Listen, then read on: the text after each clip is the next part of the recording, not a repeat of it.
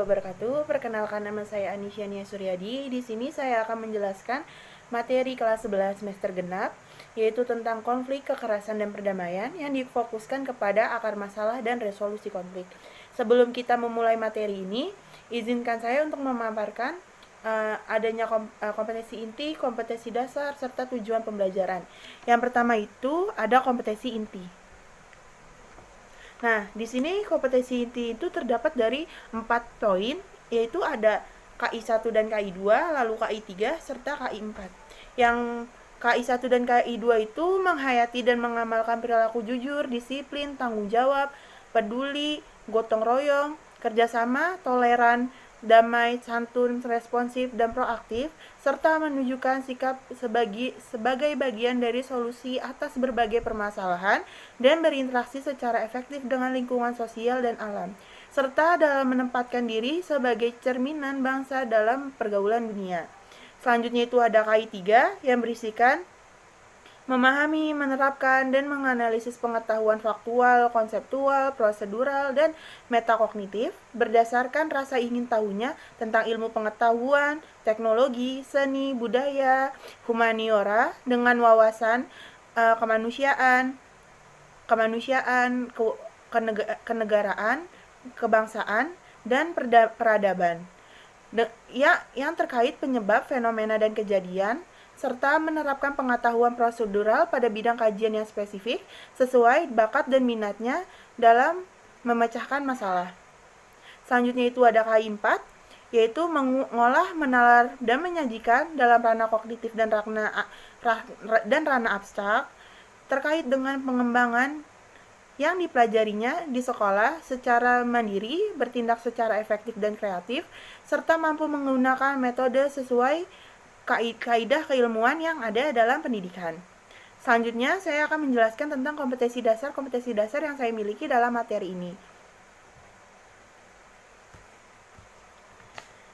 Jadi di sini terdapat 2 kompetensi dasar, yaitu kompetensi dasar dan IPK dari KI 3, berisi menganalisis konflik sosial dan cara memberikan respon untuk melakukan resolusi konflik demi terciptanya kehidupan yang damai di dalam masyarakat. Nah, di dalam kompetensi dasar IPK dan dari KI 3 itu terdapat 5 indikator. Yang pertama itu ada mengidentifikasi akar-akar masalah konflik. Yang kedua itu ada mengidentifikasi gejala-gejala dari konflik sosial, mendeskripsikan faktor-faktor penyebab kekerasan konflik, menganalisis dampak dari akar masalah konflik, dan menganalisis resolusi konflik. Selanjutnya itu ada kompetensi dasar dan IPK dari KI 4 yang berisikan memetakan konflik untuk dapat melakukan resolusi konflik dan menumbuh kembangkan perdamaian di masyarakat. Nah, di dalam kompetensi dasar dan IPK KI 4 ini terdiri dari 2 indikator. Yang pertama itu ada menalar faktor-faktor kekerasan konflik, yang kedua itu adalah mengolah resolusi konflik di masyarakat.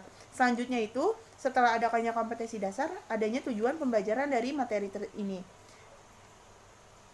Jadi, tujuan pembelajarannya adalah melalui kegiatan pembelajaran dengan metode belajar sambil berdiskusi, peserta didik dapat mengidentifikasi akar masalah konflik dan resolusi konflik dalam pembentukan kehidupan yang tentram dan damai di lingkungan sekitar yang ada di masyarakat, menerapkan sikap tanggung jawab, berpikir kritis dalam menghadapi persoalan, memiliki keterampilan dan kecakapan di depan umum, disiplin dan jujur, serta memiliki kepribadian yang menebarkan aura positif di dalam masyarakat. Selanjutnya, kita sudah memasuki inti dari materi pembelajaran yang kita lakukan saat ini. Dimohon kepada kalian untuk menyiapkan alat tulis serta buku-buku seperti buku tulis untuk mencatat hal-hal yang saya jelaskan. Selanjutnya, buku referensi serta buku-buku acuan yang kita lakukan dalam pembelajaran kali ini. Yang pertama itu materinya ada akar-akar masalah dan sebab-sebab konflik. Sebelum kita membahas akar-akar masalah dan sebab-sebab konflik, pasti di pertemuan sebelumnya kalian sudah mempelajari tentang konflik dan kekerasan, di mana di situ mencakup dari pengertian, ciri-ciri, terus tentang perdamaian. Selanjutnya kalian juga sudah mempelajari tentang pemetaan konflik. Yang pertama itu ada akar masalah. Selanjutnya saya akan menjelaskan tentang akar masalah dan sebab-sebab konflik. Yang pertama itu ada akar masalah konflik. Di sini akar masalah konflik yaitu konflik dapat bersumber dari berbagai macam sebab. Beragamnya sumber konflik membuat kita sulit untuk merincinya. Kesulitan ini disebabkan adanya perbedaan sumber konflik antara satu kelompok dengan kelompok lainnya. Jadi tuh di sini tuh misalkan kayak terjadi konflik antara kelompok A dengan kelompok B. Nah, jadi konflik ini terpicu karena terjadinya perbedaan sumber informasi yang mereka dapat antara kelompok A dan kelompok B. Hal itulah yang menyebabkan adanya konflik. Selanjutnya itu ada penyebab-penyebab munculnya konflik. Yang pertama itu ada antar individu dengan individu. Jadi di sini setiap manusia mempunyai pendirian atau prinsip yang berbeda. Misalnya itu kayak dalam hal belajar. Misalnya si A itu pengen belajar di tempat rame karena dia dengan belajar di tempat rame dia tidak merasa sendirian sehingga dia tidak merasa cepat bosan dan terpacu semangatnya. Selanjutnya untuk si B, dia itu ingin belajar di tempat yang sepi karena menurut si B belajar di tempat rame itu berisik sehingga tidak membuat konsen untuk belajar. Hal inilah yang menyebabkan ketika mereka belajar bersama menyebabkan konflik antar individu. Yang kedua itu ada perbedaan kebudayaan. Jadi di sini tuh salah satu penyebab adanya perbedaan jadi tuh di sini tuh budaya menyebabkan perbedaan kepribadian masing-masing orang. Nah, hal ini terjadi secara sadar maupun tidak sadar setiap orang. Jadi setiap orang ini sadar atau tidak sadar bahwa kepribadian dia itu dipengaruhi oleh kelompok masyarakat sekitar lingkungan dia. Jadi kayak misalnya si A itu sadar atau tidak sadar bahwa perilaku dia itu sudah dipengaruhi berdasarkan kelompok dia serta lingkungan dia tempat dia tinggal. Nah, selanjutnya itu ada perbedaan kepentingan setiap individu maupun kelompok. Nah, jadi setiap individu ataupun kelompok memiliki kebutuhan dan kepentingannya masing-masing. Misalnya dalam hal politik, sosial, ekonomi, budaya. Dimana seperti kayak contohnya pengusaha kayu, ya kan? Di sini tuh dia membutuhkan kayu. Nah, akhirnya dia menebang-nebang kayu untuk kepentingan dia dalam memenuhi kehidupan dia serta kehidupan pekerja-pekerjanya. Namun, bagi orang lain, penebangan kayu itu menyebabkan terjadinya longsor. Inilah yang dimaksud konflik perbedaan kepentingan. Selanjutnya itu ada perubahan sosial, di mana adanya perubahan sosial baik secara cepat maupun lambat. Nah, perubahan sosial ini terjadi cepat maupun lambat yang dapat mengubah nilai-nilai maupun norma-norma yang berlaku. Misalnya norma-norma yang berlaku pada tahun 1990 dengan tahun 2000. Itu terjadi perubahan karena adanya reformasi pada tahun 1998. Selanjutnya itu ada gejala-gejala konflik. Nah, di sini terdapat 6 gejala-gejala konflik, yaitu adanya komunikasi yang lemah, adanya permusuhan atau iri hati antar kelompok, adanya friksi antar pribadi, adanya eksklusi arbitrasi, terus adanya moral yang rendah, serta perbedaan keyakinan yang ekstrim. Di sini tuh kayak adanya yang pertama itu adanya komunikasi yang lemah. Maksudnya adanya komunikasi yang lemah, misalnya antara orang tua dan anak itu terjadi komunikasi yang lemah di rumah. Hal itu menyebabkan pemikiran mereka itu berbeda dan kadang terjadi kesalahpahaman yang menyebabkan konflik antara orang tua dan anak. Selanjutnya itu adanya permusuhan atau iri hati antar kelompok. Misalnya tuh kayak kelompok A tuh lebih unggul daripada kelompok B. Hal itu menyebabkan kelompok B iri hati terhadap kelompok A yang menyebabkan kelompok B dendam dan terjadi konflik antara keduanya. Selanjutnya itu adanya friksi antar pribadi. Terus adanya eksklusi arbitrasi, terus adanya moral yang rendah. Maksud moral yang rendah di sini itu kayak dia itu melakukan penyimpangan-penyimpangan yang menyebabkan terjadinya konflik antara keluarga maupun konflik di masyarakat. Selanjutnya itu perbedaan keyakinan yang ekstrim. Nah, maksudnya perbedaan keyakinan yang ekstrim itu misalkan si A ini beragama Islam dan si B itu beragama Kristen. Nah, mereka berdua itu sama-sama taat. Namun, hal ini karena ketaatan mereka tuh tidak menerima agama lain. Mereka merasa kalau agama yang dia anut itu agama paling tinggi, agama yang paling benar. Hal inilah yang menyebabkan terjadinya konflik antara keduanya. Selanjutnya akan membahas mengenai tentang faktor penyebab kekerasan. Jadi dalam hal ini konflik belum tentu menimbulkan tindakan kekerasan. Namun sebaliknya, apabila terjadi tindakan kekerasan, pasti terjadi suatu konflik di antara baik individu, kelompok maupun di keluarga. Jadi sebelum kita memasuki faktor penyebab kekerasan, ada juga konsep kekerasan yang mengacu pada dua hal. Yang pertama itu, kekerasan merupakan suatu tindakan menyakiti orang lain sehingga menyebabkan luka-luka serta menyebabkan kesakitan. Yang kedua itu, kekerasan merujuk pada penggunaan kekuatan fisik yang tidak lazim dalam suatu kebudayaan. Nah, di sini faktor penyebab kekerasan terdiri dari 5 faktor. Yang pertama itu adanya prasangka buruk kepada pihak lain. Yang kedua itu individu tidak dapat mengendalikan emosinya. Yang ketiga itu lahirnya masalah yang memancing permusuhan.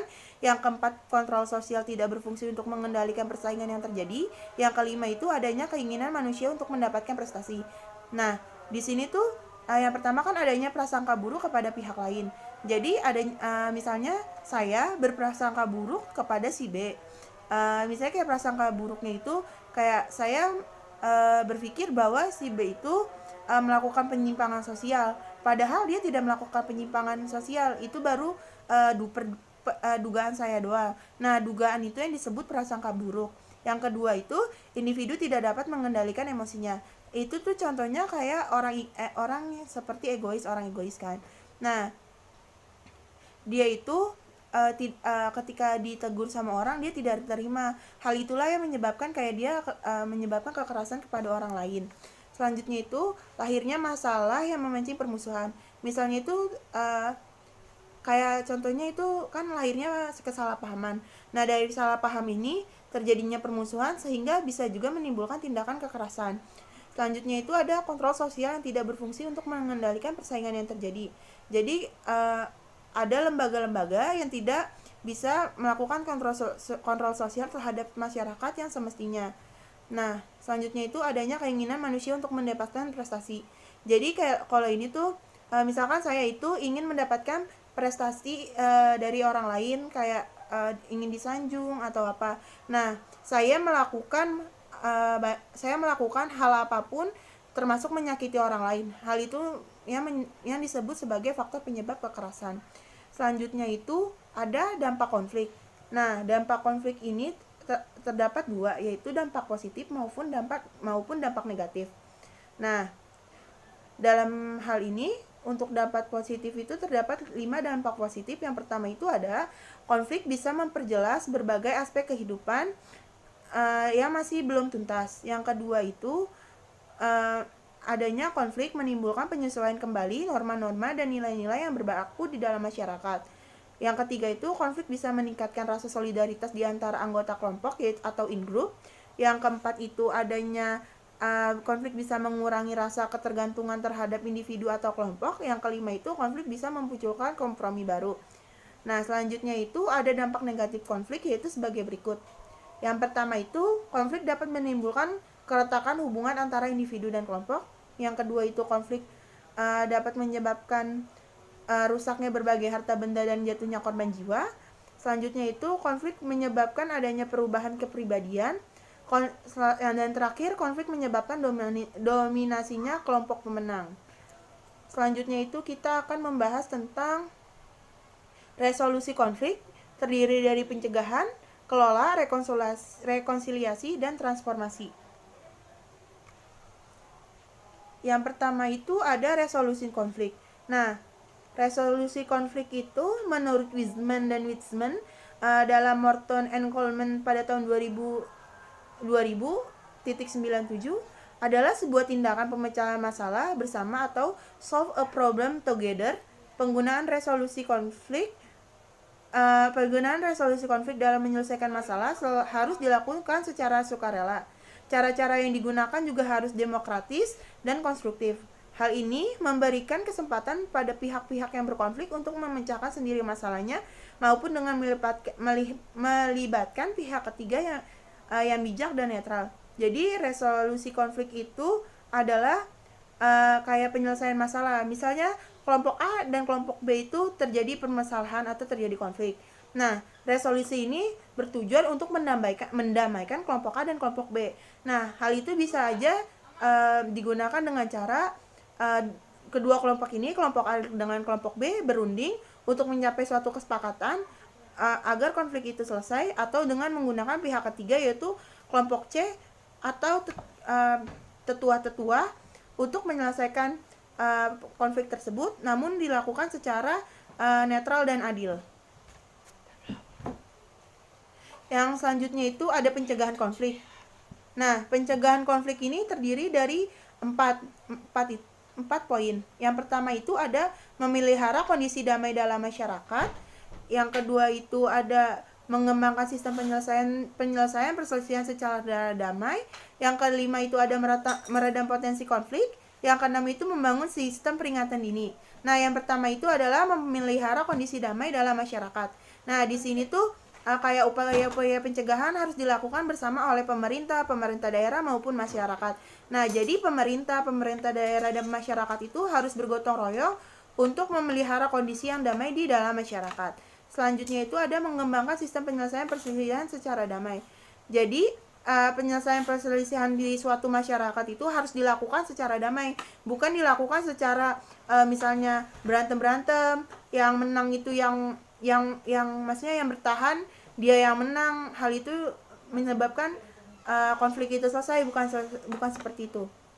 Yang ketiga itu ada meredam potensi konflik. Nah, ini maksudnya adalah pemerintah yang merujuk kepada pemerintah dan pemerintah daerah. Nah, jadi pemerintah dan pemerintah daerah itu berwajiban meredam meredam potensi konflik di masyarakat. Jadi pemerintah dan pemerintah daerah itu kayak misalnya membuat undang-undang untuk meredam potensi konflik yang di masyarakat. Seperti di Indonesia kan banyaknya suku, banyaknya beragam kebudayaan. Nah, karena banyaknya suku dan beragamnya kebudayaan, hal itu kadang-kadang yang bisa menyebabkan konflik. Yang keempat itu membangun sistem peringatan dini, yaitu seperti pemerintah dan pemerintah daerah itu mencegah konflik di daerah tersebut dengan melakukan peringatan dini, sehingga hal itu tidak menjadi konflik yang begitu besar. Selanjutnya, sebelum kita ke materi selanjutnya yaitu pengolahan resolusi konflik, sampai materi ini apakah ada yang ingin ditanyakan atau ada yang ingin menanggapi, serta apakah kalian ada materi yang belum dimengerti? Kalau misalnya ada ketiganya, silakan kalian angkat tangan. Baik, karena tidak ada yang bertanya, menanggapi, atau ibu anggap kalian sudah mengerti semua, selanjutnya itu ada materi tentang pengolahan resolusi konflik. Nah, di sini pengolahan resolusi konflik terbagi menjadi 6 poin, yaitu ada kemampuan orientasi, kemampuan persepsi, kemampuan emosi, kemampuan komunikasi, kemampuan berpikir kreatif, dan terakhir itu ada kemampuan berpikir kritis. Nah, sebelum ibu jelaskan dari poin-poin pengolahan resolusi konflik ini, ibu ingin kalian bisa salah satu dari kalian bisa menjelaskan dari ke-6 pengolahan resolusi konflik ini. Jika ada yang ingin menjelaskan, silakan angkat tangan.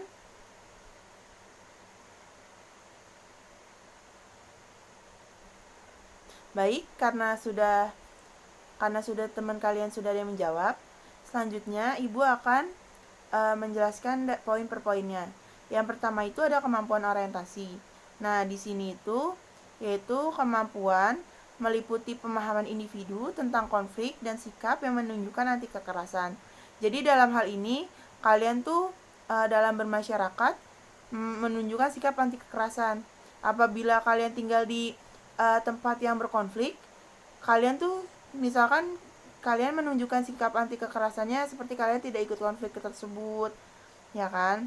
Serta kalian menciptakan suatu hal agar konflik tersebut segera selesai.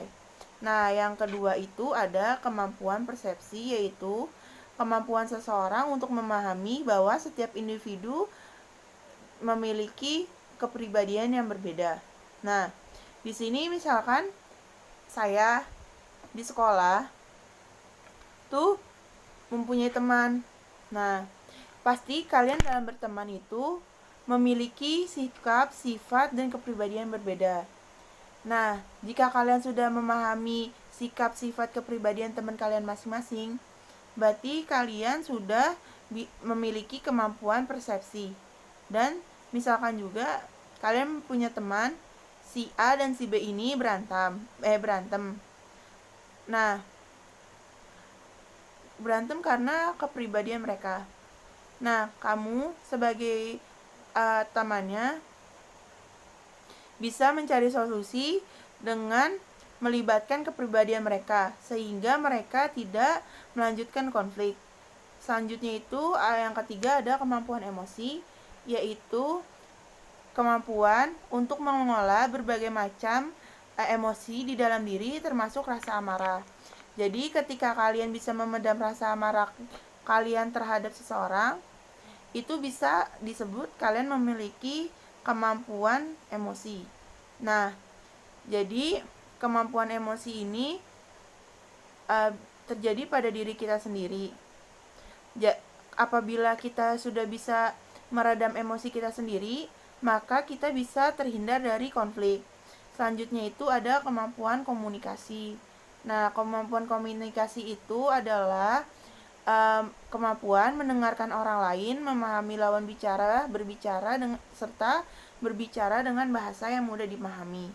Jadi dalam hal ini tuh misalkan kamu punya teman, nah teman kamu itu ingin curhat sama kamu, jika kamu bisa menjadi pendengar yang baik ketika teman kamu curhat, lalu memahami perasaan teman kamu memahami perasaan teman kamu yang sedang berkonflik ini, berarti serta ketika dia meminta saran, kamu dapat memberikan saran dengan secara baik-baik serta dilakukan dengan cara pelan-pelan. Hal ini berarti kamu sudah memiliki kemampuan komunikasi. Selanjutnya itu ada kemampuan berpikir kreatif. Nah, kemampuan berpikir kreatif itu kemampuan memprediksi dan menganalisis suatu konflik yang sedang dialami. Mohon maaf. Jadi sebenarnya itu tadi pengertian kemampuan berpikir kritis. Jadi kita dari kemampuan berpikir kritis saja dulu ya. Nah, maksudnya itu ketika kamu sudah memahami, ketika kamu melihat suatu konflik, lalu kamu menganalisisnya. Nah, setelah kamu menganalisisnya, kamu pasti akan memprediksi setelah terjadi konflik ini, pasti kan terjadi sebab akibat. Nah, kamu sudah memprediksi sebab akibat itu apa aja. Nah, jika kamu sudah seperti itu, berarti kamu sudah memiliki kemampuan berpikir kritis. Selanjutnya itu ada kemampuan berpikir kreatif yang terakhir, yaitu kemampuan memahami masalah untuk memecahkan masalah dengan berbagai macam alternatif. Jadi di sini tuh ketika teman kamu si A dan si B bermasalah, kamu mampu memecahkan masalah secara cepat dan berpikir alternatifnya itu bagaimana. Berarti di situ kamu sudah memiliki kemampuan berpikir kreatif. Selanjutnya itu ada rekonsiliasi konflik, yaitu berusaha menyelaraskan atau menyelesaikan suatu ketidakcocokan, bergabung kembali, berbalik kembali, sependapat kembali, memulihkan persekutuan kembali, dan kepercayaan. Coba di sini ada yang bisa menjelaskan kata-kata ini atau memberikan contoh? Ibu persilahkan.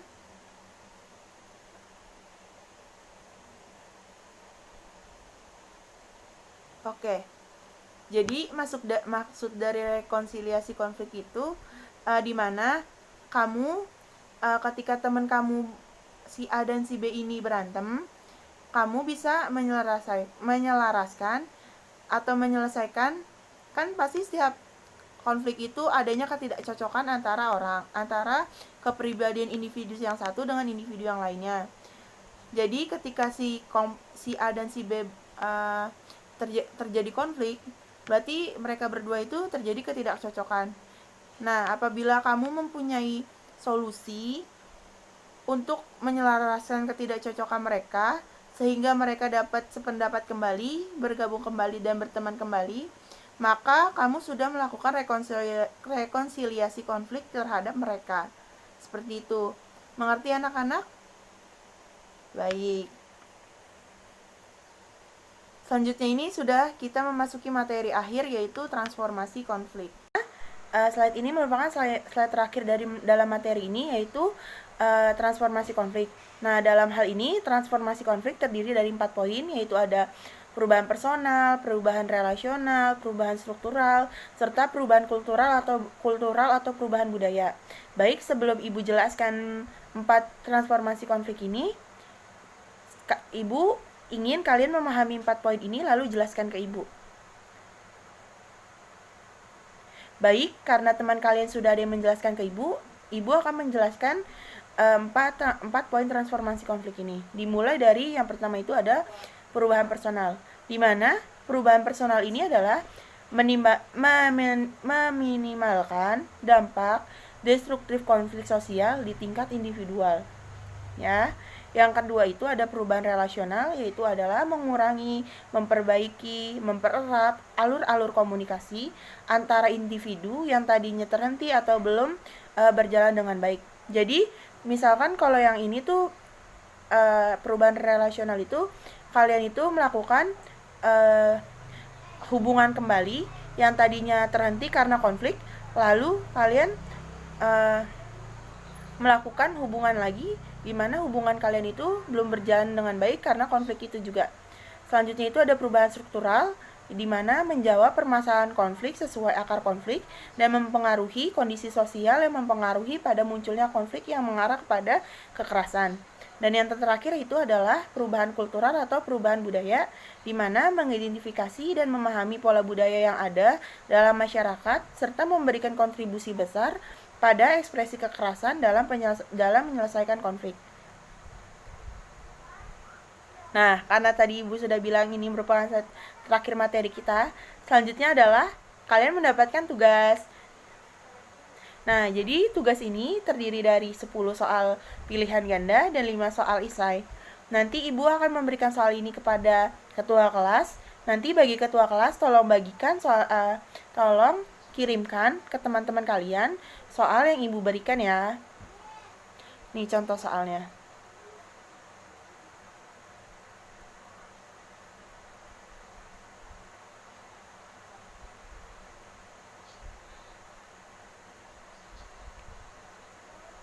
Baik, sekian dari Ibu, kurang lebihnya mohon maaf.